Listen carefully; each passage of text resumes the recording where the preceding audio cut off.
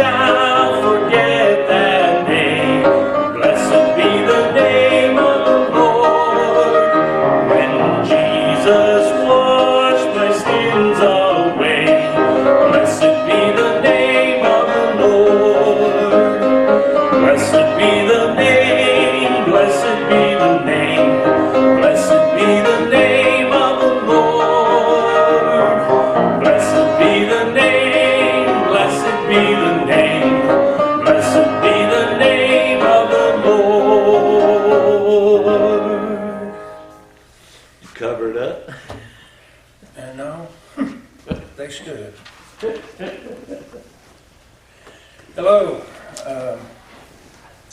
I'm back.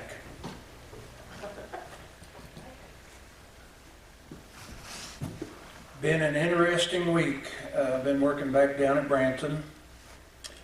People are getting tired of being at home, so they're getting out. There's more traffic.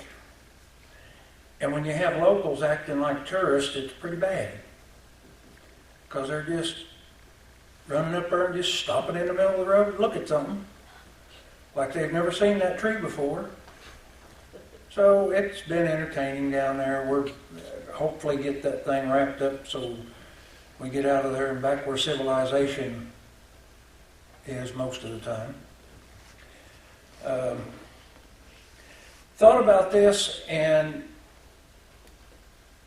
the people I've talked to this past week and even today talked about the fact that they're getting tired. Some people are just getting tired of not being able to go and do anything. Some people are tired of not seeing family.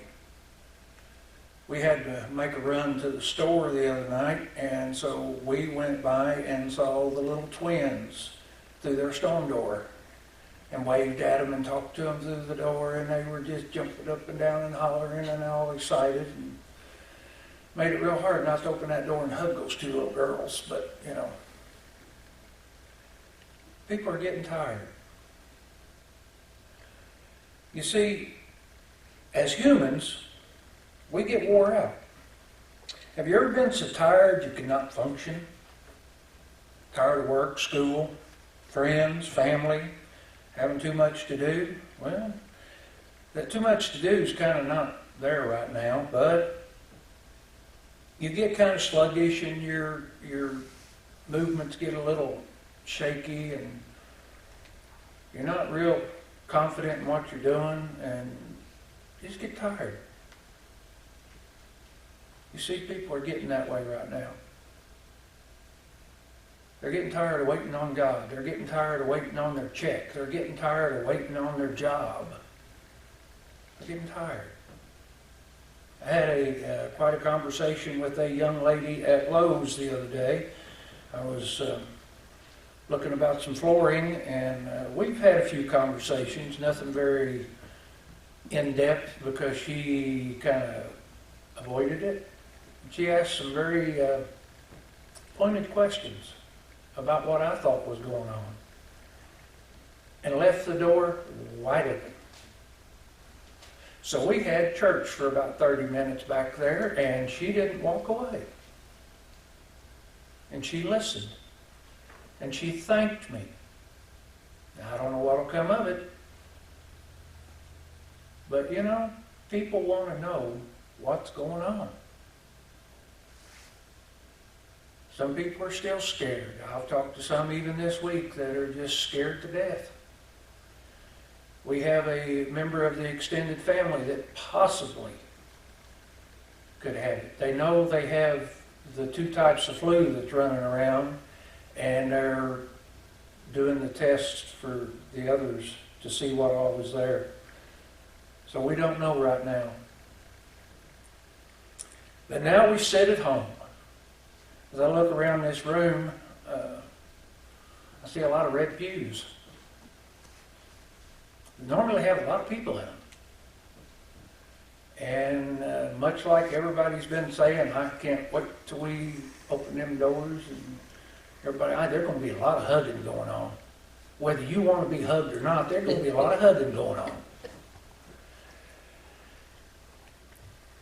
You know, we all complain about life getting busy. But have you noticed that God took care of life being so busy? He kind of brought everything to a screeching halt. And some people have paid attention to that. And you know, in Robert's message, he talked about starting his day with prayer. That's something I started doing a lot of years ago now. And I try, I'm not always successful, but I try to talk to God before I ever flip the covers up and my feet hit the floor. Because I have found that if I talk to Him first thing, before I ever get out of that bed, it starts the day off a whole lot better than even a cup of coffee can. And believe me, in my world, that's saying something. You know, about 2 gallons of coffee in the morning and I'm ready to go. Talking with God is as easy as just breathing. If you will just reach out. He's there waiting. He's not tired of us. He wants us to communicate with Him. He wants us, as we walk through this life, to depend on Him. When we don't do that, is when things get really complicated. But you see, God didn't say there would be no trouble in our life. But He said He would be there with us in that trouble. As I think of people here and I think of some of the issues they went through with their life, and where God brought them from where they were to where they are now,